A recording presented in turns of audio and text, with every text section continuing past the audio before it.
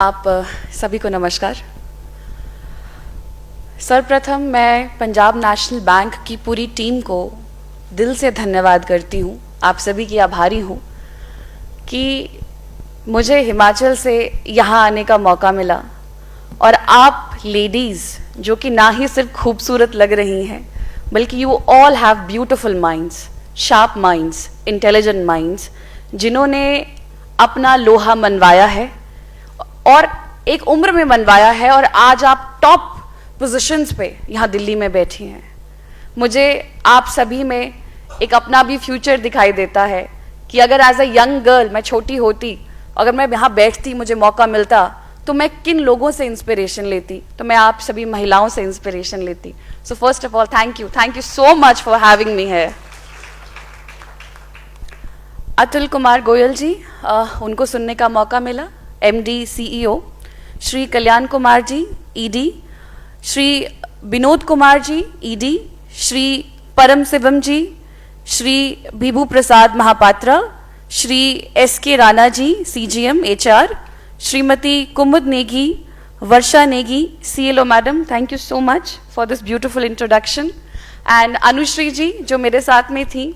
और इससे पहले मैं शुरू करूं, मैं धन्यवाद देती हूं कपिल जी का, और हिमाचल से बहुत सारे लोग भी यहाँ पे जुड़े हैं, उनका भी, और साथ में मेरी बुआ का बेटा भी आया हुआ है आयुष, और साथ में अभिनव भी आया है चंबा से, हिमाचल से।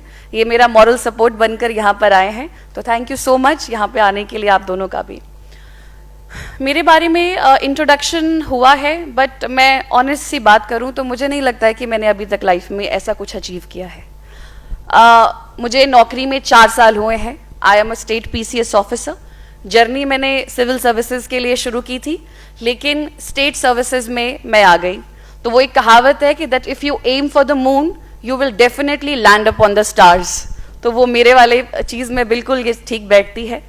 और हिमाचल को सर्व करने का मौका जो मुझे मिल रहा है, मैं इसी को मानती हूँ कि बहुत बहुत बड़ी रहमत है भगवान की कि ये मौका मुझे मिला है, क्योंकि ये सबको नहीं मिलता। इस नौकरी में मैं एक आम आदमी के साथ जुड़ती हूँ। इस नौकरी में मैं एक गांव में काम करती हुई नरेगा औरत को देखती हूँ कि वो किस तरीके से पैसे कमाती है और उन पैसों से अपने बच्चों के लिए एक अच्छा भविष्य बनाने की कोशिश करती है। कई सरकारें बहुत सारी पॉलिसीज लाती हैं, आप सभी महिलाओं ने सुना होगा और मुझसे ज़्यादा सुना होगा, जब सरकारें ये कहती है कि हम महिलाओं के हाथ में पैसे देना चाहते हैं, चाहे वो अमाउंट कितना भी मिनिमम क्यों ना हो, 1000 रुपये, 1500 रुपये, 2000। इसके पीछे का लॉजिक क्या है? इसके पीछे का लॉजिक ये है कि बाय डिफ़ॉल्ट एक जो औरत होती है वो अपने बारे में नहीं, अपने परिवार के बारे में ज़्यादा सोचती है। जब उस औरत के हाथ में 1500 रुपये आएंगे तो वो ये नहीं सोचेगी कि मुझे इसकी शॉपिंग करनी है, मुझे इससे कपड़े लेने हैं या मुझे इससे मेकअप लेना है। वो महिला ये सोचती है कि उन 1500 रुपये से आज मैं अपने बच्चे के लिए शायद एक नया स्कूल बैग ले सकती हूँ। उस 1500 रुपये से आज मैं शायद अपने बच्चे को वो खिला सकती हूँ जो मैंने काफ़ी समय से मैंने उस बच्चे का मन मारा है। आज शायद मैं अपने हस्बैंड के लिए एक ऐसी शर्ट लेके दूंगी जो शायद वो काफ़ी समय से अपने बारे में सोच रहे थे बट नहीं ले पाए। औरतों का माइंड उस पे काम करता है, और आप सब, अगेन आई वुड रिपीट कि आप सब ये मुझसे ज़्यादा बेहतर जानती हैं। मैडम ने आप सभी को बताया, मैं लाडली फाउंडेशन की ब्रांड एम्बेसडर हूँ। मैं इसकी जर्नी भी आप लोगों के साथ शेयर करूंगी कि ये ब्रांड एम्बेसडर बनाया कैसे गया। हिमाचल में बहुत सारे एडमिनिस्ट्रेटिव ऑफिसर्स हैं।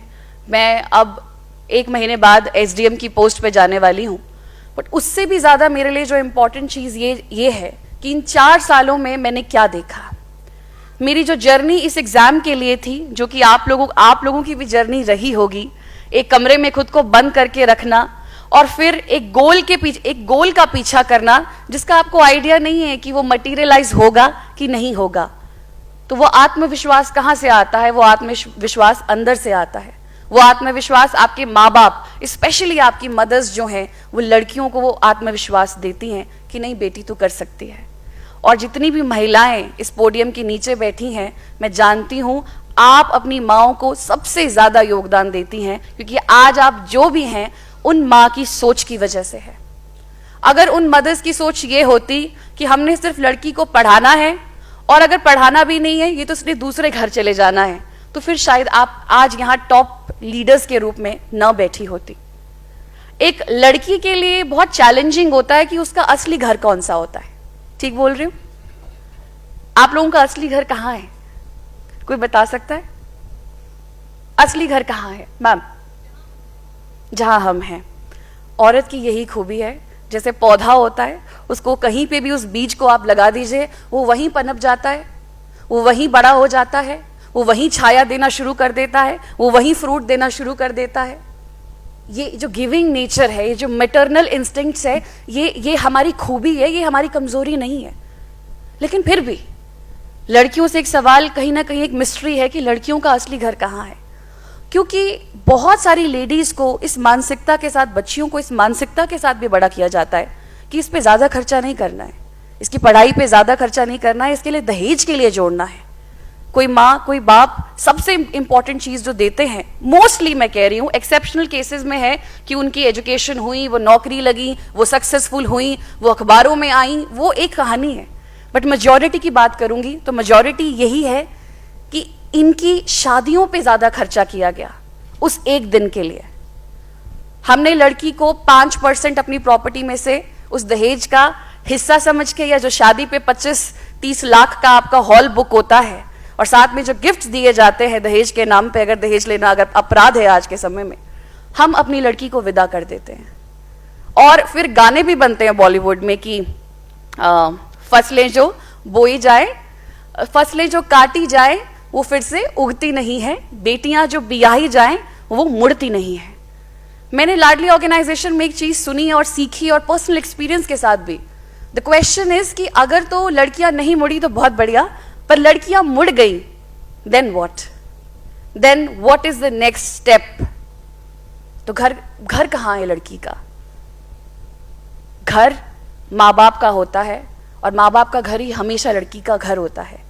वो आगे जो सेकंड रिलेशनशिप बनाती है वो उसका एडिशनल घर होता है। मैं जानती हूँ महिलाएं उसको अपना सब कुछ दे देती हैं, बट बहुत सारे केसेस में जब हम डिवोर्स के बारे में देखते हैं या डोमेस्टिक वायलेंस के बारे में देखते हैं, उसके बाद उनका सेकंड स्टेप ये होता है कि मैं घर छोड़ दूंगी। ये इसका मतलब इतने समय से ये घर आपका था ही नहीं। यूजुअली बाहर नेम प्लेट्स पे अगर आप देखेंगे, मैं क्या बोल रही हूँ, आप सभी ने देखा होगा, तो मैंने बहुत कम देखा है कि महिला का नाम लिखा होता है। It is usually mister Saxena, mister Sharma, mister Gupta. I have rarely scene house of mister and Mrs Gupta, I have rarely scene. और मुझे नहीं लगता शायद आपने भी अपनी इस एज तक कभी ऐसा देखा होगा। ये मैं नहीं कह रही हूं, ये डेटा कह रहा है। ये आप लोग तो डेटा के साथ खेलते हैं सारा दिन। एग्रीकल्चरल वर्कफोर्स की बात करें भारत की, तो सबसे ज्यादा आज महिलाएं उसमें लगी हैं। मैंने कहा नरेगा में महिलाएं लगी हैं। कहीं और कोई काम होता है, रोड की कंस्ट्रक्शन हो रही है, कम्युनिटी हाउसेस बन रहे हैं, या कोई बिल्डिंग बन रही है, उसमें महिलाएं काम कर रही हैं। पीडब्ल्यूडी की लेबर महिला है। लेकिन अगर एग्रीकल्चरल वर्कफोर्स में इतनी बड़ी भागीदारी महिलाओं की है, तो इसका डेटा, इसके बिल्कुल आयरनी देखिए कि ओनली 13% ऑफ द विमेन के पास अपनी लैंड की ओनरशिप है। मैं आप लोगों से नहीं पूछना चाहूंगी, बट जब मैं गांव की औरतों के पास जाती हूं या वेल ऑफ लेडीज के पास भी जाती हूं, मैं उनसे जरूर पूछती हूं कि क्या आपकी अपने नाम पे जमीन है? और औरतें सोचती हैं क्यों, जरूरत क्या है, जरूरत क्या है? नहीं, जरूरत है। मैं इसलिए नहीं कह रही कि आप बुरे वक्त के लिए उस चीज को रखिए, बट आप औरत से पहले एक इंसान है। अपने आप को, आप महिलाओं को यह बोल दिया गया है you are super women. No, you are first human. हमारे एक बेसिक मौलिक अधिकार है, कुछ वैल्यूज है, उस पर बात करनी चाहिए सबको। एंड आई विश आज विमेन कॉन्क्लेव के साथ साथ आप सभी के कंपेनियंस भी यहाँ पे साथ आते तो मुझे ज्यादा खुशी महसूस होती। पूरी दुनिया विमेन एम्पावरमेंट का डंका बजा रही है कि विमेन को एम्पावर करो। अरे women, they are already empowered. We need to teach the society how to live with an empowered women. Now that's the question.